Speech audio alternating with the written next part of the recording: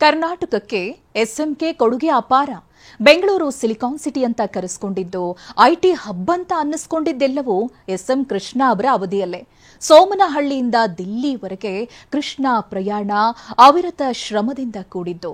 ಬಹುತೇಕ ಹುದ್ದೆ ಜವಾಬ್ದಾರಿಯನ್ನ ಲೀಲಾಜಾಲವಾಗಿ ನಿಭಾಯಿಸಿದ ಪರಿ ಬೆರಗು ಹುಟ್ಟಿಸುವಂತದ್ದು. ಇಷ್ಟಾಗಿಯೂ ಯಾರೊಂದಿಗೂ ವೈರತ್ವ, ದ್ವೇಷ ಕಟ್ಟಿಕೊಳ್ಳದ ಅಜಾತ ಶತ್ರುವಿನ ಅಗಲಿಕೆ ನಿಜಕ್ಕೂ ತುಂಬಲಾರದ ನಷ್ಟ. ಅವರ ಅವಿರತ ಶ್ರಮದ ರಾಜಕೀಯ ಬದುಕಿನ ಕಂಪ್ಲೀಟ್ ಸ್ಟೋರಿ ನಿಮ್ಮ ಮುಂದೆ.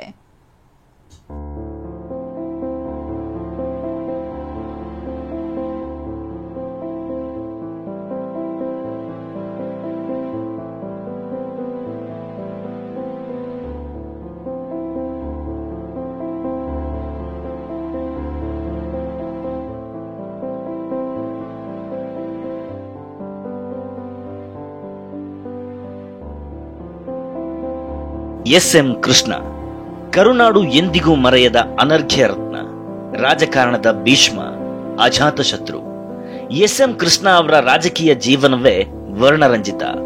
ಉಪರಾಷ್ಟ್ರಪತಿ, ಲೋಕಸಭೆ ಸ್ಪೀಕರ್, ಪ್ರಧಾನಿ, ರಾಷ್ಟ್ರಪತಿ ಹುದ್ದೆ ಹೊರತುಪಡಿಸಿದ್ರೆ ರಾಜಕೀಯದ ಎಲ್ಲಾ ಹುದ್ದೆಗಳನ್ನ ನಿಭಾಯಿಸಿದ ಧೀಮಂತ ನಾಯಕ. ಇಂತಹ ನಾಯಕನ ರಾಜಕೀಯ ಜರ್ನಿ ಶುರುವಾಗಿದ್ದು 1962ರಲ್ಲಿ.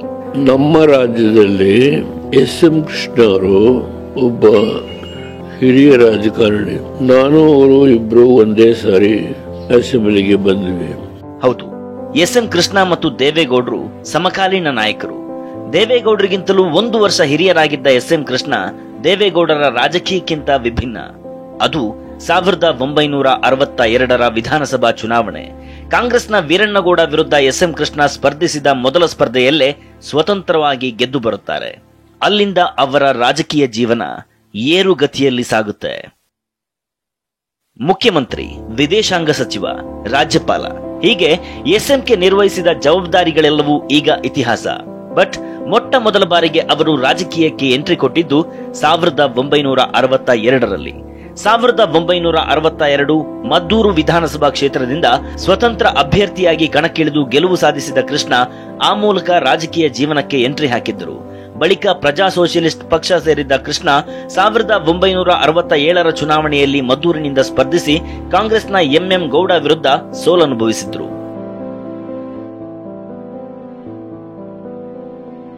1967ರ ವಿಧಾನಸಭೆ ಸೋಲಿನ ಬಳಿಕ ಎಸ್ಎಂ ಕೃಷ್ಣ ರಾಷ್ಟ್ರ ರಾಜಕಾರಣದತ್ತ ಹೊರಳುತ್ತಾರೆ. 1968ರಲ್ಲಿ ಮಂಡ್ಯ ಲೋಕಸಭಾ ಕ್ಷೇತ್ರದ ಸಂಸದ ಶಿವನಂಜಪ್ಪ ಅಕಾಲಿಕ ನಿಧನದಿಂದ ತೆರವಾದ ಕ್ಷೇತ್ರಕ್ಕೆ ನಡೆದ ಉಪಚುನಾವಣೆಯಲ್ಲಿ ಕೃಷ್ಣ ಸ್ಪರ್ಧಿಸಿ ಗೆದ್ದು ಸಂಸತ್ ಪ್ರವೇಶಿಸುತ್ತಾರೆ. 1968ರಲ್ಲಿ ಮಂಡ್ಯದ ಹಾಲಿ ಸಂಸದರ ನಿಧನದಿಂದ ತೆರವಾದ ಲೋಕಸಭಾ ಕ್ಷೇತ್ರದ ಉಪಚುನಾವಣೆಗೆ ಎಸ್ಎಂ ಕೃಷ್ಣ ಸ್ಪರ್ಧಿಸುತ್ತಾರೆ. ಉಪಚುನಾವಣೆಯಲ್ಲಿ ಕಾಂಗ್ರೆಸ್ ಅಭ್ಯರ್ಥಿಯನ್ನ ಸೋಲಿಸುವ ಮೂಲಕ ಕೃಷ್ಣ ರಾಷ್ಟ್ರ ರಾಜಕೀಯಕ್ಕೆ ಅಡಿಯಿಟ್ಟರು. 1968ರ ನಂತರ ಮಂಡ್ಯ ಕ್ಷೇತ್ರದಿಂದ 3 ಬಾರಿ ಸಂಸದರಾಗಿ ಆಯ್ಕೆಯಾಗಿ ಕಾರ್ಯನಿರ್ವಹಿಸಿದ್ದಾರೆ. 1971ರಲ್ಲಿ ಕಾಂಗ್ರೆಸ್ನಿಂದ ಕಣಕ್ಕಿಳಿದು ಮಂಡ್ಯದಿಂದ ಮರುಚುನಾಯಿತರಾಗಿ ಮರು ಆಯ್ಕೆಯಾಗ್ತಾರೆ. ಇದೇ ಸಮಯದಲ್ಲಿ ವಾಣಿಜ್ಯ, ಉದ್ಯಮ ಮತ್ತು ಸಂಸದೀಯ ವ್ಯವಹಾರಗಳ ಸಚಿವರಾದರು. 1980ರಲ್ಲಿ ಮತ್ತೆ ಮಂಡ್ಯ ಸಂಸದರಾದರು. 1983ರಲ್ಲಿ ಕೇಂದ್ರ ಉದ್ಯಮ ಖಾತೆ ಮತ್ತು ರಾಜ್ಯ ಸಚಿವರಾಗಿ ಮತ್ತು 1984ರಲ್ಲಿ ಕೇಂದ್ರ ವಿತ್ತ ಖಾತೆಯ ರಾಜ್ಯ ಸಚಿವರಾದರು.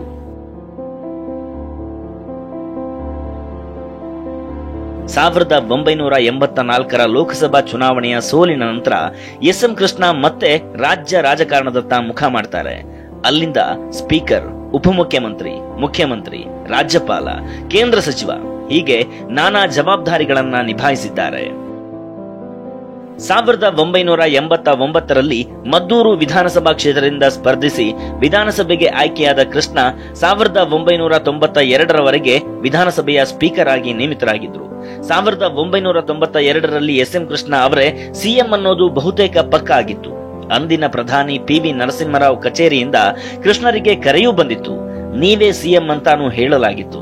ಬಟ್ ಅಚಾನಕ್ ಬೆಳವಣಿಗೆಯಲ್ಲಿ ಹೈಕಮಾಂಡ್ ಕಳಿಸಿಕೊಟ್ಟ ಪ್ರತಿನಿಧಿಯ ಕೈಯಲ್ಲಿದ್ದ ಮುಚ್ಚಿದ ಲಕೋಟೆಯಲ್ಲಿ ವೀರಪ್ಪ ಮೊಯ್ಲಿಯವರ ಹೆಸರಿತ್ತು. ಅನಿರೀಕ್ಷಿತ ಬೆಳವಣಿಗೆ ಎಂಬಂತೆ ವೀರಪ್ಪ ಮೊಯ್ಲಿ ಪಕ್ಷದ ಶಾಸಕಾಂಗ ಸಭೆ ಕರೆದಿದ್ರು. ಆಗಿನ್ನೂ ಸ್ಪೀಕರ್ ಆಗಿದ್ದ ಕೃಷ್ಣ ಸಭೆಯಲ್ಲಿ ಭಾಗವಹಿಸದೆ ಮಲೆ ಮಾದೇಶ್ವರ ಬೆಟ್ಟಕ್ಕೆ ಹೋಗಿದ್ದರಷ್ಟೇ. ಬರುವಷ್ಟರಲ್ಲಿ ವೀರಪ್ಪ ಮೊಯ್ಲಿ ಕರ್ನಾಟಕದ ಮುಖ್ಯಮಂತ್ರಿ ಅಂತ ಘೋಷಣೆಯಾಗಿತ್ತು. ನಂತರ ಕೃಷ್ಣ 1993ರಿಂದ 1994ರವರೆಗೆ ಕರ್ನಾಟಕದ ಉಪಮುಖ್ಯಮಂತ್ರಿಗಳಾದರು. 1995ರ ವಿಧಾನಸಭಾ ಚುನಾವಣೆಯಲ್ಲಿ ಮದ್ದೂರು ಕ್ಷೇತ್ರದಿಂದ ಸ್ಪರ್ಧೆ ಮಾಡಿದ್ದ ಎಸ್.ಎಂ. ಕೃಷ್ಣ ಸೋಲು ಅನುಭವಿಸಬೇಕಾಯಿತು.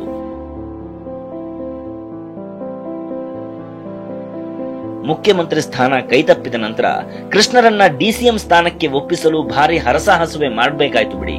ಆದರೆ ಕೃಷ್ಣ ಮೊಯ್ಲಿ ಪ್ರಮಾಣ ವಚನ ಸ್ವೀಕಾರ ಕಾರ್ಯಕ್ರಮಕ್ಕೆ ಹೋಗಿ ಎಲ್ಲರ ಹುಬ್ಬೇರಿಸಿಬಿಟ್ರು. ನಂತರ 1996ರಲ್ಲಿ ಕೃಷ್ಣರನ್ನ ರಾಜ್ಯಸಭೆಗೆ ನೇಮಕಗೊಳಿಸಲಾಗುತ್ತೆ. 1999ರಲ್ಲಿ ಕೆಪಿಸಿಸಿ ಅಧ್ಯಕ್ಷರಾದ ಎಸ್.ಎಂ. ಕೃಷ್ಣ ಅದೇ ವರ್ಷ ನಡೆದ ವಿಧಾನಸಭಾ ಚುನಾವಣೆಯ ಜವಾಬ್ದಾರಿಯನ್ನ ಹೆಗಲೇರಿಸಿಕೊಂಡ್ರು. ಕೃಷ್ಣ ನೇತೃತ್ವದಲ್ಲಿ ನಡೆದ ಪಾಂಚಜನ್ಯ ಯಾತ್ರೆಯ ಮೂಲಕ ರಾಜ್ಯದ ಮನೆ ಮನೆಯನ್ನ ಕಾಂಗ್ರೆಸ್ ತಲುಪಿತ್ತು. ಕಾಂಗ್ರೆಸ್ಗೆ ಬನ್ನಿ, ಬದಲಾವಣೆ ತನ್ನಿ ಎಂಬ ಘೋಷವಾಕ್ಯದಡಿ ನಡೆದಿದ್ದ ಪಾಂಚಜನ್ಯ ಯಾತ್ರೆಯ ಮೂಲಕ ಕಾಂಗ್ರೆಸ್ ಜಯಭೇರಿ ಬಾರಿಸಿತ್ತು. 132 ಕ್ಷೇತ್ರಗಳನ್ನ ಕಾಂಗ್ರೆಸ್ ಗೆಲ್ಲುವ ಮೂಲಕ ಅತಿದೊಡ್ಡ ಪಕ್ಷವಾಗಿ ಹೊರಹೊಮ್ಮಿದ್ರೆ ಎಸ್.ಎಂ. ಕೃಷ್ಣ ಕರ್ನಾಟಕದ 16ನೇ ಮುಖ್ಯಮಂತ್ರಿಯಾಗಿ ಅಧಿಕಾರ ಸ್ವೀಕರಿಸಿದ್ರು. ಕೃಷ್ಣ 1995ರ ವಿಧಾನಸಭಾ ಚುನಾವಣೆಯಲ್ಲಿ ಮದ್ದೂರು ಕ್ಷೇತ್ರದಿಂದ ಸ್ಪರ್ಧಿಸಿ ಸೋತಿದ್ದು ವ್ಯಾಪಕ ಚರ್ಚೆಗೂ ಕಾರಣವಾಗಿತ್ತು. ನಂತರ 1999ರ ಚುನಾವಣೆಯಲ್ಲಿ ಮದ್ದೂರು ಕ್ಷೇತ್ರದಿಂದ ಮರುಸ್ಪರ್ಧಿಸಿ ಗೆಲುವು ಸಾಧಿಸಿ ಮುಖ್ಯಮಂತ್ರಿ ಸ್ಥಾನ ಅಲಂಕರಿಸಿದ್ದು ಸಕ್ಕರೆ ನಾಡು ಮಂಡ್ಯದಿಂದ ಸಿಎಂ ಆದ ಮೊದಲ ನಾಯಕ ಎಂಬ ಹೆಗ್ಗಳಿಕೆಗೆ ಕಾರಣವಾಯಿತು. ಎಸ್ಎಂಕೆ ರಾಜಕಾರಣಕ್ಕೆ ಸಿದ್ದರಾಮಯ್ಯನವರು ಅಭಿಮಾನಿ. ನಾನು ಕೂಡ ವಿದ್ಯಾರ್ಥಿಯಾಗಿದ್ದಾಗ ಎಸ್.ಎಂ. ಕೃಷ್ಣ ಅವರ ಅಭಿಮಾನಿಯಾಗಿದೆ. ಒಂದ್ಸಾರಿ ನಾವೆಲ್ಲರೂ ಕೂಡ ಎಸ್.ಎಂ. ಕೃಷ್ಣ ಅವರಿಗೆ ಮಂಡ್ಯ ಜಿಲ್ಲಾ ವಿದ್ಯಾರ್ಥಿ ಬಳಗ ಮತ್ತೆ ನಾವೆಲ್ಲ ಮೈಸೂರಿನವರು ನಾವೆಲ್ಲರೂ ಕೂಡ ಬೆಂಬಲಿಸಿದ್ವಿ.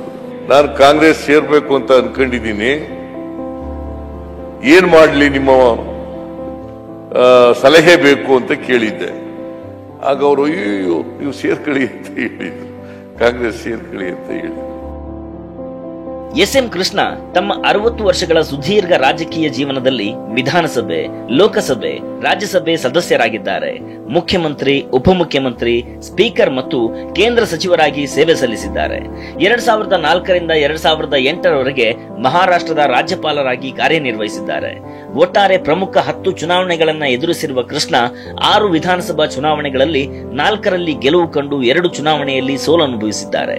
4 ಲೋಕಸಭಾ ಚುನಾವಣೆಗಳನ್ನ ಎದುರಿಸಿದ್ದು ಈ ಪೈಕಿ 3 ಚುನಾವಣೆಯಲ್ಲಿ ಗೆಲುವು ಪಡೆದು 1 ಚುನಾವಣೆಯಲ್ಲಿ ಸೋಲು ಕಂಡಿದ್ದಾರೆ.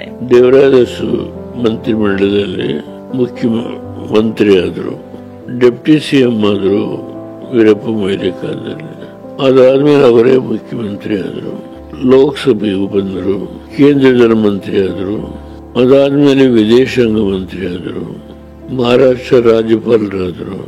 ಐಟಿಬಿಟಿ ಸಿಟಿ ಬೆಂಗಳೂರು ಜಗತ್ತಿನಾದ್ಯಂತ ತನ್ನ ಕೀರ್ತಿ ಪತಾಕೆ ಹಬ್ಬಿಸಿದರ ಹಿಂದಿನ ಕಾರಣವೇ ಎಸ್.ಎಂ. ಕೃಷ್ಣ. ಬೆಂಗಳೂರನ್ನ ಸಿಲಿಕಾನ್ ಸಿಟಿಯನ್ನಾಗಿ ಮಾಡಿದ್ದು ಐಟಿಬಿಟಿಯಲ್ಲಿ ಬಹುದೊಡ್ಡ ಕ್ರಾಂತಿ ಸೃಷ್ಟಿಸಿದವರು ಎಸ್.ಎಂ. ಕೃಷ್ಣ. ಹೊಸ ಕರ್ನಾಟಕಕ್ಕೆ ನಿರ್ಮಾಣ ಮಾಡಂತ ಒಂದು ಫೌಂಡೇಶನ್ ಅನ್ನು ಹಾಕಿದಂತ ಒಬ್ಬ ಧೀಮಂತ ನಾಯಕ ಇವತ್ತು ನಾವೆಲ್ಲ ಕಳ್ಕೊಂಡಿದ್ದೇವೆ. ಅದೆಷ್ಟೋ ಕ್ರಾಂತಿಕಾರಕ ಬದಲಾವಣೆಗೆ ನಾಂದಿಯಾದ ಎಸ್.ಎಂ. ಕೃಷ್ಣರ ಆಡಳಿತವನ್ನ ಯಾವತ್ತೂ ಬೆಂಗಳೂರಿನ ಜನತೆ ಮರೆಯೋಕೆ ಸಾಧ್ಯವೇ ಇಲ್ಲ. ಎಂದೆಂದೂ ಕನ್ನಡಿಗರ ಮನದಲ್ಲಿ ಚಿರಸ್ಥಾಯಿ SM. Krishna. Bureau report, TV9.